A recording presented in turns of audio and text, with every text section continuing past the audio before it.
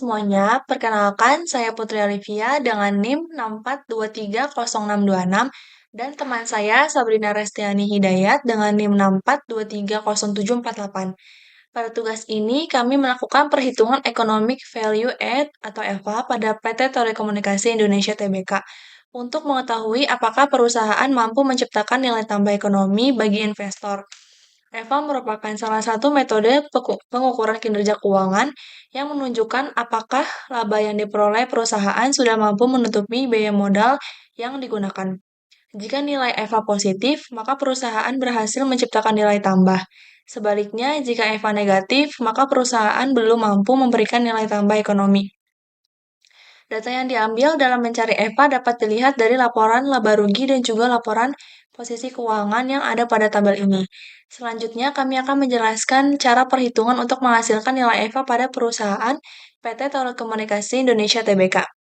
Langkah pertama dalam menghitung EVA adalah mencari NOPAT atau Net Operating Profit After Tax. Digunakan untuk melihat keuntungan real business tanpa mencampur adukan pengaruh dari utang ataupun modal sendiri. Rumus NOPAT sama dengan laba usaha dikurang pajak. Untuk menghitung NOPAT sama dengan laba usaha dikurang jumlah pajak sama dengan 51.401.000.000. Langkah kedua adalah menghitung invest capital, yaitu modal yang benar-benar diinvestasikan dalam operasi perusahaan. Rumusnya, total utang dan ekuitas dikurang utang jangka pendek. Caranya sama dengan angka total utang dan ekuitas dikurang utang jangka pendek. Hasilnya 222.908.000.000. Angka ini menunjukkan modal jangka panjang yang digunakan perusahaan untuk menjalankan operasinya.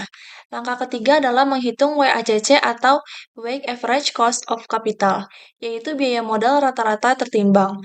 Untuk ini kita perlu 4 komponen. Langkah untuk mencari 4 komponennya yaitu tingkat untuk menghitung tingkat modal. Caranya sama dengan total utang dibagi total utang dan ekuitas dikali 100%. Hasilnya 46%. Angka ini menunjukkan seberapa besar porsi pendanaan perusahaan yang bergantung pada pinjaman pihak luar. Untuk menghitung cost of debt sama dengan beban bunga. Di sini beban bunga diambil dari biaya pendanaan. Dibagi total utang dikali 100%. Hasilnya min 4%. Hasil dari RD ini menunjukkan biaya modal real sebelum pajak yang dituntut oleh para kreditor. Komponen yang ketiga, menghitung tingkat modal. Sama dengan total ekuitas dibagi total utang dan ekuitas dikali 100%. Hasilnya 54%. Yaitu untuk mencari persentase atau bobot modal sendiri atau saham internal di dalam perusahaan. Selanjutnya di sini kita mencari cost of equity atau RE dengan yaitu tingkat pengembalian keuntungan yang diharapkan oleh para pemegang saham. Rumusnya yaitu laba bersih setelah pajak dibagi total ekuitas dikali 100%.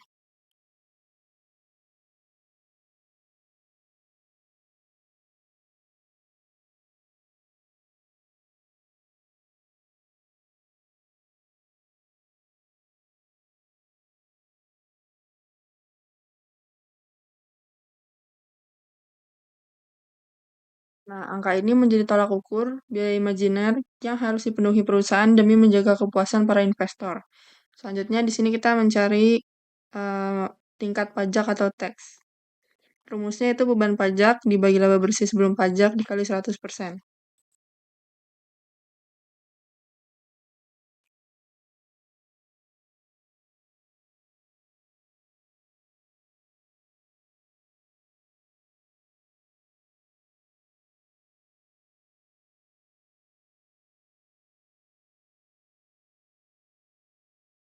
Nah, setelah semua komponen ini didapatkan, selanjutnya kita menghitung WYICC dengan rumusnya sebagai berikut. Sebelumnya ini rumusnya salah, ini harusnya E dikali RE.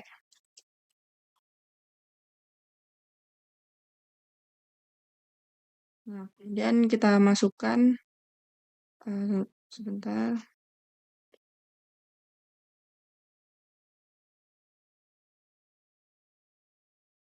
kemudian di sini kita masukkan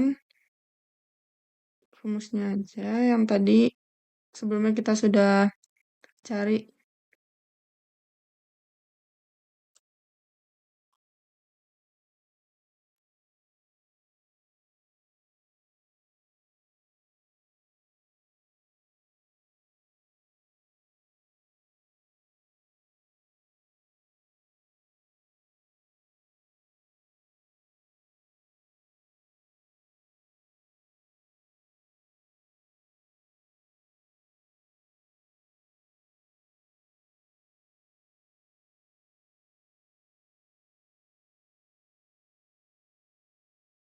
Nah, hasil ini menjadi acuan biaya modal jangka panjang perusahaan yang telah dihitung melalui invested capital.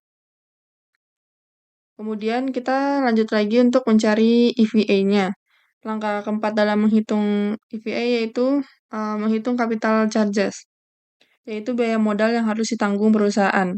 Rumusnya WACC dikali invested capital.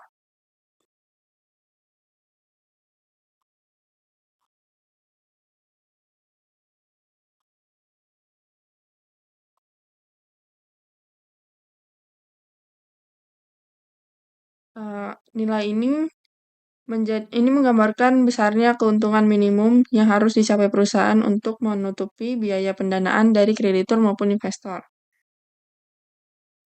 Kemudian selanjutnya kita menghitung EVA-nya dengan rumusnya yaitu NOPAT dikurang capital charges.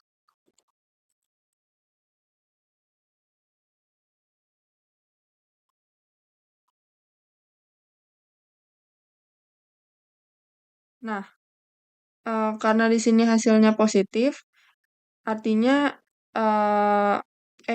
EVA PT Telkom tahun 2024, EVA-nya itu lebih dari 0. Artinya perusahaan itu berhasil menciptakan nilai tambah yang dituntut para pemegang saham. Tingkat pengembalian yang dihasilkan itu lebih tinggi dari biaya modal yang dikeluarkan.